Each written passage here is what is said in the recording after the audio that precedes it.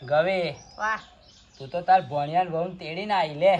હવે તા આજે વણું કર્યું પાછું. એવું હવ તે આણંદ તેડીને આવ્યો.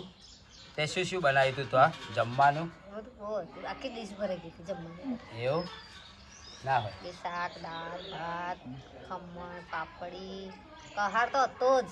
એવું એ તો શક્કરનો કહાર હોય બકા કહાર લગ્ન.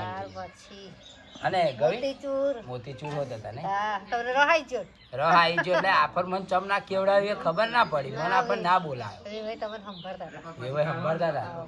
મારા ભાઈબંધ ના લાયો કે દાદા ના વેવાય હારા હે બિચારા. હા વેવાય બે હારા.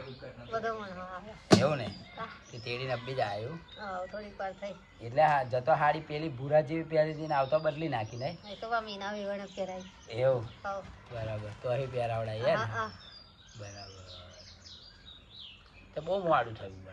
સોનું મોડું કહેવાય. તો હારું હારું ખાવા નહીં કે ત્યાં રાયડો કાઢવાનો હતો કશું નહીં. રાયડો તો કાઢવાનો તો પણ જવું પડે એવું હતું એટલે જઈ. બરાબર અને ચમ ડેગડો અહીં મેલ્યો તાર મામા કે ગળો પાણી ભર લાવશે એવું ડેગડો હે નહીં ભરાવું પાડી થાકી જ જાઓ આજ.